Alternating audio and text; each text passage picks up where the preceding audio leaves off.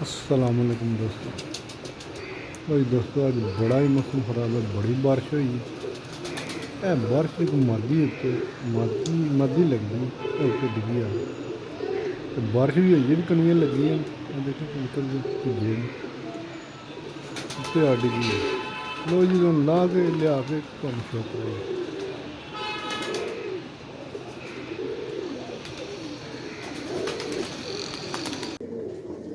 लो जी दोस्तों ए मादी कल तो हैर सट्टी तो ला नहीं बारिश के उत्ते चिकड़ जहा बने खुडे चढ़न नहीं आया।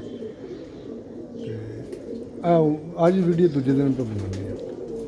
कल बड़ी बारिश हुई है जी, इन्नी बारिश हुई है पता नहीं कितों आ गई मादी। अख देखो जी यदि फिरोजपुरी कबूतरी जी, देखो जी बड़ी शानदार कबूतरी फिरोजपुरी।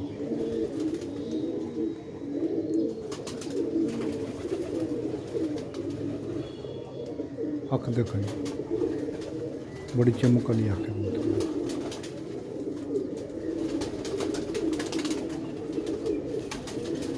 है भी असल फिरोजपुरी कबूतरी है।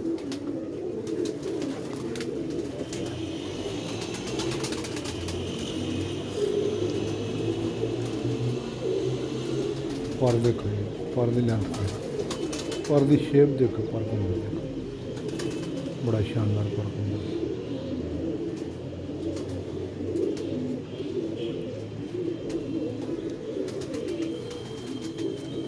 दूसरा पर देखो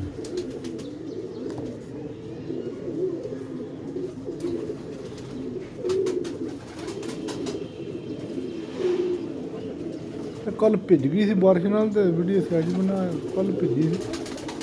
अज मौसम ठीक अज नहीं बारिश हुई झड़ जहा बने देखो पर गुना पर दम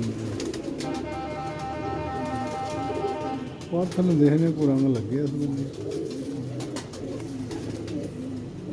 सादा पर कोई कलर नहीं लगे क्रीज लगी है कलर कोई नहीं।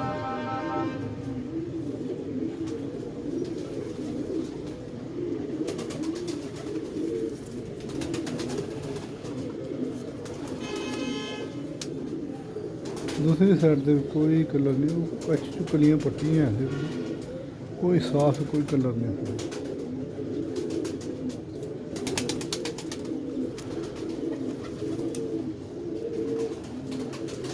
पूरी बन सकती है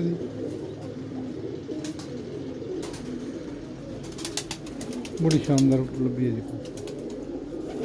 कोई दोस्तों तुम छड़ के भी मैं शो कराना देखे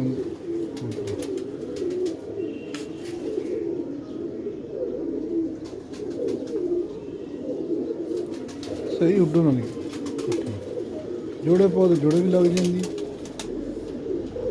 लो जी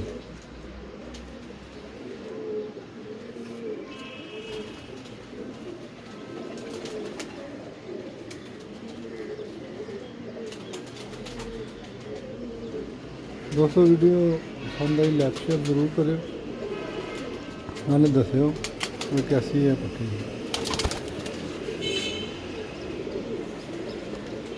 इधर असल जी कबूतर दूजे पल्ले ने उधर जाना कर दी।